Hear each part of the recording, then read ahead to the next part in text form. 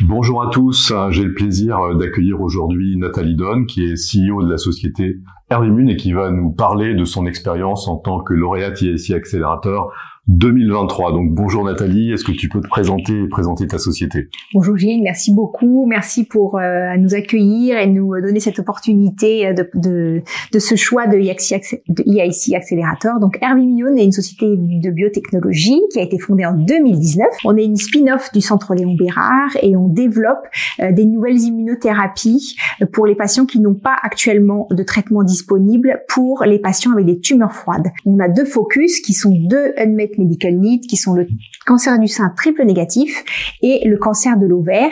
Et l'unicité, je dirais, de l'entreprise, c'est notre faculté à identifier et sélectionner des nouvelles séquences d'antigènes qui sont exprimées uniquement sur des cellules tumorales. On travaille sur ce qu'on appelle les Human Endogenous Retrovirus, qui sont à peu près 8% de l'ADN et qui, lors de cellules qui sont anormales, qui se multiplient mal comme les cellules tumorales, sont exprimées à la surface. Donc 8% de l'ADN, ça veut dire que vous allez retrouver ces séquences dans un grand nombre de patients et surtout avec une safety très importante puisque ils ne sont exprimés que sur ces cellules tumorales.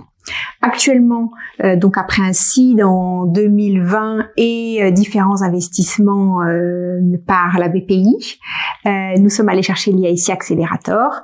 En termes de développement, on a eu avec notre lead candidat vaccin dans le cancer du sein triple négatif, des interviews et des réunions avec les agences réglementaires, dont la FDA, pour valider avec eux le plan de développement et donc des recommandations sur ce plan de développement. Et qu'est-ce qui a motivé Hervimmune à postuler finalement au programme IAIC Accelerator? Oui, c'est vrai qu'on était arrivé à un moment de développement aussi TRL suffisant, donc c'est-à-dire un produit déjà avec des données in vivo, in vitro, qui était suffisant et qui nous demandait beaucoup d'investissement. Et donc le IAIC Accelerator est apparu comme un continuum d'investissement. La BPI nous a beaucoup aidé en non dilutif avec des ADD, des PAI, mais maintenant il nous fallait aller à la marche suivante et l'IAIC Accelerator permettait d'avoir un financement plus important et puis d'avoir un tournant vers l'Europe.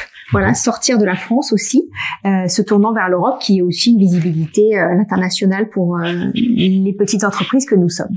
Quel montant, quel financement as-tu obtenu de la part de l'IAIC Accelerator? Alors, on a demandé un financement blended et donc on a obtenu le financement qu'on avait demandé, c'est-à-dire 2,5 millions en grant et 11,5 millions en equity. Donc la Banque européenne, enfin l'IAF, va investir chez nous et directement dans la série A maintenant, ce qui n'était pas forcément prévu au préalable, et va participer pour le prochain tour de table de série A de 10 millions à hauteur de 5 millions d'euros. Bravo. En ce qui concerne l'IAIC Accelerator, au-delà du cash, bon évidemment qui est très important, c'est quand même la première chose à obtenir.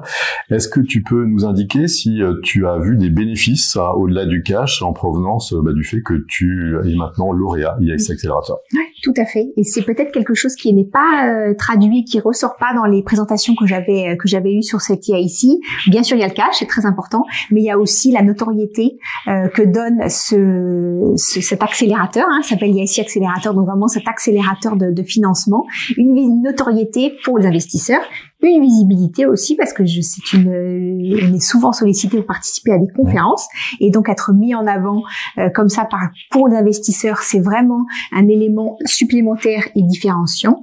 Et puis l'IAIC offre aussi des services auprès d'activités réglementaires et du dealflow.eu qui vous donne aussi accès à des revues, des préparations de pitch, des éléments qui sont très tangibles pour la structuration et l'amener à la série A. As-tu été accompagné dans ton parcours par les points de contact nationaux? Alors j'ai été accompagnée par des points de contact nationaux en région qui m'ont présenté l'IAIC, à qui j'ai aussi présenté le projet, qui m'ont fait une première évaluation sur la faisabilité et surtout le moment, parce qu'il faut bien choisir son timing pour aller chercher l'IAIC Accelerator. Et après j'ai eu aussi le suivi par un oral blanc par les points de contact qui se sont réunis tous pour regarder quel et nous challenger et nous préparer à l'oral. C'est un exercice difficile, il faut vraiment se préparer. Vraiment, si j'aurais un truc à donner, c'est il faut se préparer. L'IAIC, le dossier est déjà un dossier très lourd, mais l'oral, c'est vraiment avec une technique et des éléments différenciants par rapport à un oral de pitch. Quelques autres trucs et astuces au-delà de la préparation à l'oral blanc? Je dirais qu'il faut, avant d'aller se dire qu'on va faire un IAIC, donc bien sûr chercher pourquoi on va le faire. Pour les équipes, c'est un alignement majeur de on va faire ce projet IAIC. Ça prend beaucoup de travail. Les équipes sont très mobilisées, donc elles ont déjà du travail par ailleurs. Donc là, il faut vraiment faire un alignement de toutes les équipes industrielles, scientifiques et propriétés intellectuelles aussi, pour s'assurer qu'on est au bon moment dans cette demande d'IAIC. Et cet alignement, cette cohérence de continuité de développement est essentielle et crée en interne cette émulation et cette excitation pour aller chercher l'IAIC et ça c'est très important. Voilà, je pense qu'il faut vraiment embarquer avec soi les équipes et que tout le monde aille dans ce sens. Merci beaucoup Nathalie pour ton témoignage et bonne journée à tous. Merci à vous.